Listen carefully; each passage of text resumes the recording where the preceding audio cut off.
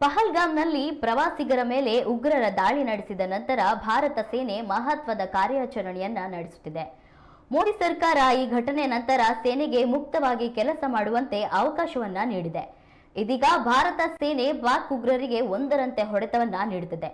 ಬಹುದೊಡ್ಡ ಕಾರ್ಯಾಚರಣೆಯನ್ನ ಸೇನೆ ಮಾಡ್ತಾ ಇದೆ. ಉಗ್ರರು ನೆಲೆಸಿರುವ ಪ್ರದೇಶಕ್ಕೆ ನುಗ್ಗಿ ಭಾರತೀಯ ಸೇನೆ ಹೊಡೆಯುತ್ತಿದೆ.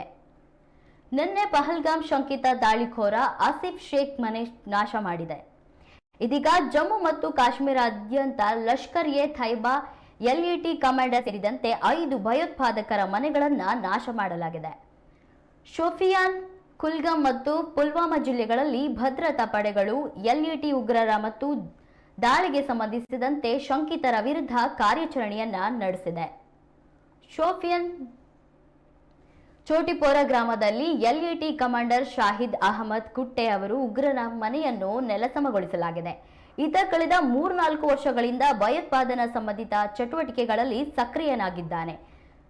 ದೇಶ ವಿರೋಧ ಕಾರ್ಯಾಚರಣೆಯನ್ನ ಸಂಘಟಿಸುವಲ್ಲಿ ಪ್ರಮುಖ ಪಾತ್ರ ವಹಿಸಿದ್ದಾನೆ ಎಂದು ಹೇಳಲಾಗಿದೆ.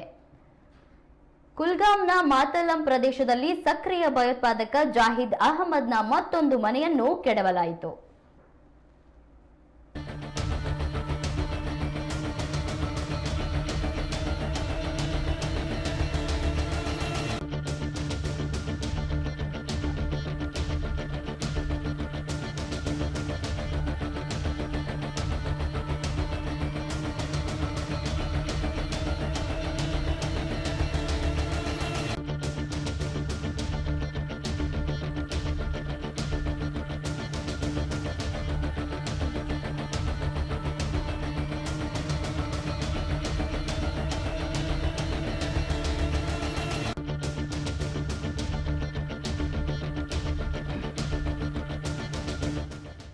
ಪಹಲ್ಗಾಮ್ನಲ್ಲಿ ಪ್ರವಾಸಿಗರ ಮೇಲೆ ಉಗ್ರರ ದಾಳಿ ನಡೆಸಿ ನಂತರ ಭಾರತ ಸೇನೆ ಮಹತ್ವದ ಕಾರ್ಯಾಚರಣೆಯನ್ನ ನಡೆಸುತ್ತಿದೆ.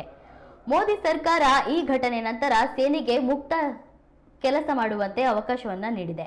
ಇದೀಗ ಭಾರತ ಸೇನೆ ಪಾಕ್ ಉಗ್ರರಿಗೆ ಒಂದರಂತೆ ಹೊಡೆತವನ್ನ ನೀಡುತ್ತಾ ಇದೆ. ಬಹುದೊಡ್ಡ ಕಾರ್ಯಾಚರಣೆಯನ್ನ ಸೇನೆ ಮಾಡುತ್ತಿದೆ.